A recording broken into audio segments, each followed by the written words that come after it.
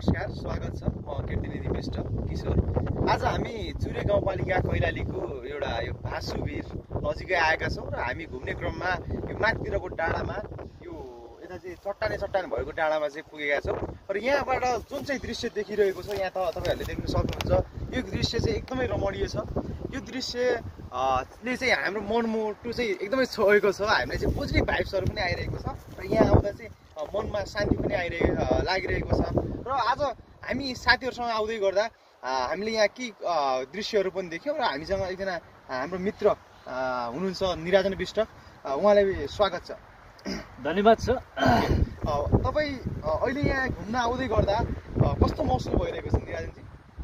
धनगढीको धुवा धुलो गर्मीले गर्दा अलिकति मुड चाहिँ अलिकति डल भएको थियो। अब अलिकति माथि पहाडतिर आउँदा धेरै पहाड त नभए नि हाम्रो तराई नै पर्छ, त्यही पनि यहाँको चाहिँ मौसम भयो अलि हावाले चाहिँ अलिकति मान्छेको मुड चाहिँ एकदम फ्रेस गर्दो रहेछ।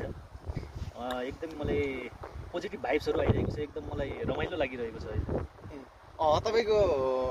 तपाईँको पर्सेप्सनमा चाहिँ यहाँ सबै मान्छेहरूले धनगढीबाट अथवा केही छुट्टी मिलाएर भए पनि अथवा आफ्नो समय चाहिँ मिलाएर भए पनि घुम्न आउनु पर्छ जस्तो लाग्छ? अवश्य यतै आउनुपर्छ भन्ने पनि छैन। अब यत्रो बिजी लाइफ छ मान्छेको, पढाइ, स्टुडेन्टको पढाइ छ, मान्छेको जब छ।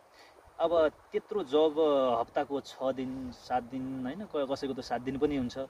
शनिबारमा बिदा पनि नहुन सक्छ, कसैको केही काम पर्न सक्छ। अब त्यस्तो व्यस्तता जिन्दगीमा एक दिन मिलाएर यसरी बिदामा आउँदा टक्क रमणीय ठाउँहरूमा घुम्दा, यतै पहाडतिरै नभए पनि हाम्रो महाकाली कर्णालीतिर गएर भए पनि यस्तै समय बितायो भने चाहिँ अलि मान्छेलाई फ्रेस हुन्छ, रमाइलो लाग्छ अनि नयाँ काम अनि ऊर्जा दिन्छ कि त्यसले चाहिँ। त्यही भएर चाहिँ मलाई लाग्छ मान्छेले हप्ताको एक दिन नभए नि महिनाको 1-2 दिन जति भयो भने मिलाएर यस्तो सानो अलिकति टाढा सकिन्छ भने सगोट त टाढा नभए पनि अलिकति नजिकको ठाउँहरूमा जानुपर्छ भन्ने चाहिँ मेरो धारणा छ। एकदमै। अनि जहाँ चाहिँ अहिले हामी आइरहेको छौँ यो चुरे गाउँपालिकाको यो भासुवीरको माथिपट्टि चाहिँ जुन यो बस्ने चाहिँ ठाउँ छ, यहाँ चाहिँ हामी बसिरहेका छौँ र यहाँ आउँदाखेरि तपाईँलाई कस्तो लाग्यो र यहाँ चाहिँ सुधार गर्नुपर्ने पक्ष अथवा यहाँ चाहिँ पर्यटकहरूलाई कसरी भित्र्याउन सकिन्छ अथवा हामीले चाहिँ यहाँ आइसकेपछि के कुरामा ध्यान दिनु राम्रो होला, तपाईँको पक्षमा विचारमा के लाग्छ? अब यसलाई पर्यटकीय स्थल नै बनाउनु पर्ने जस्तो त मलाई लाग्दैन, तर पनि अब रमणीय ठाउँ छ, अलिकति हाम्रो वातावरण एकदम स्वच्छ भएको ठाउँ छ। यसमा चाहिँ महत्त्वपूर्ण ध्यान दिनुपर्ने सरकारले भन्दा पनि आम नागरिकले सबैले ध्यान दिनुपर्ने चाहिँ कुरो के छ भन्दा